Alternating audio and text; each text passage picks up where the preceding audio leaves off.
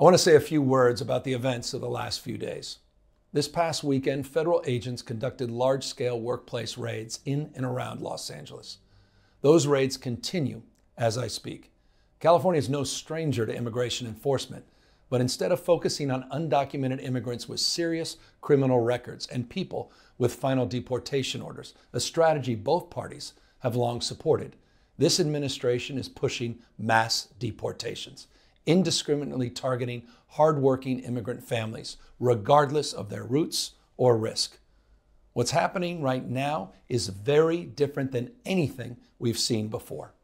On Saturday morning, when federal agents jumped out of an unmarked van near a Home Depot parking lot, they began grabbing people, a deliberate targeting of a heavily Latino suburb. A similar scene played out when a clothing company was raided downtown.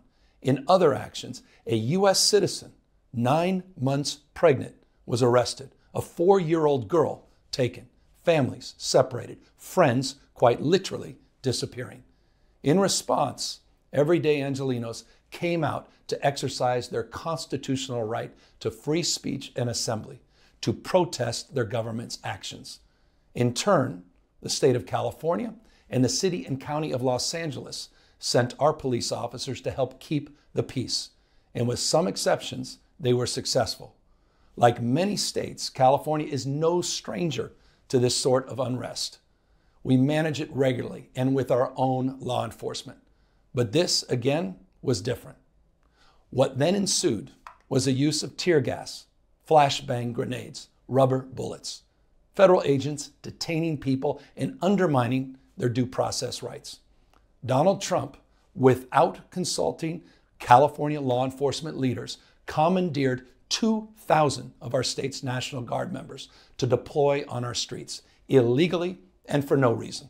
This brazen abuse of power by a sitting president inflamed a combustible situation, putting our people, our officers, and even our National Guard at risk.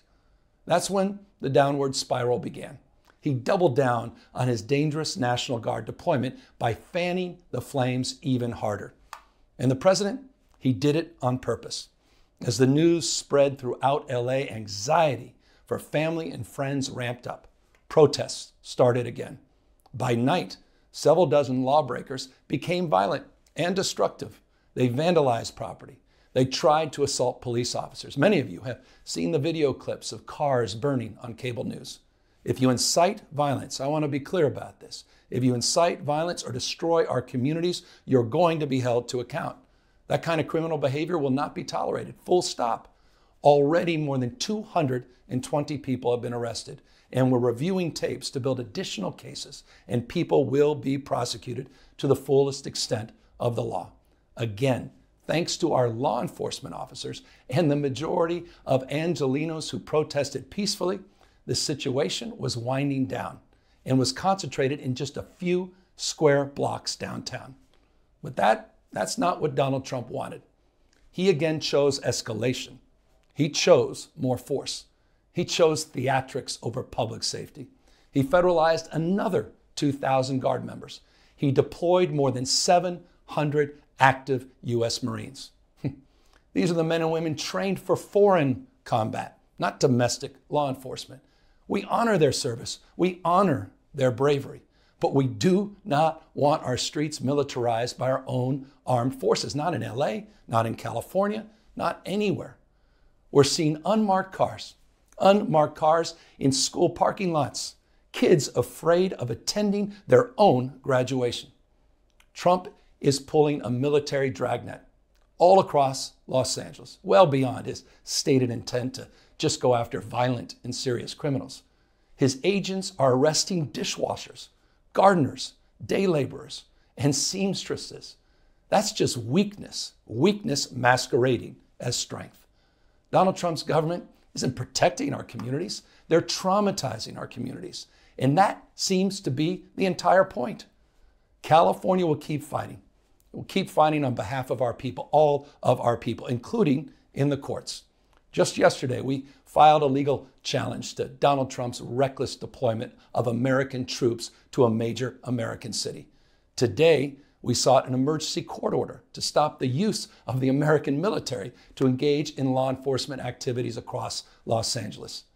If some of us could be snatched off the streets without a warrant, based only on suspicion or skin color, then none of us are safe. Authoritarian regimes begin by targeting people who are least able to defend themselves, but they do not stop there. Trump and his loyalists, they thrive on division because it allows them to take more power and exert even more control. And by the way, Trump, he's not opposed to lawlessness and violence as long as it serves him. What more evidence do we need than January 6th? I ask everyone, take time, reflect on this perilous moment. A president who wants to be bound by no law or constitution, perpetuating a unified assault on American traditions.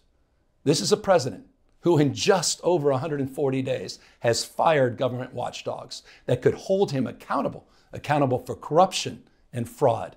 He's declared a war on culture, on history, on science, on knowledge itself. Databases, quite literally, are vanishing. He's delegitimizing news organizations, and he's assaulting the First Amendment. And the threat of defunding them, at threat, he's dictating what universities themselves can teach. He's targeting law firms and the judicial branch that are the foundations of an orderly and civil society.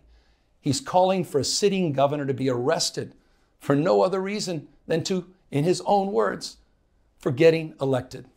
And we all know this Saturday, he's ordering our American heroes, the United States military, and forcing them to put on a vulgar display to celebrate his birthday, just as other failed dictators have done in the past. Look, this isn't just about protests here in Los Angeles. When Donald Trump sought blanket authority to commandeer the National Guard, he made that order apply to every state in this nation. This is about all of us. This is about you. California may be first, but it clearly will not end here. Other states are next. Democracy is next.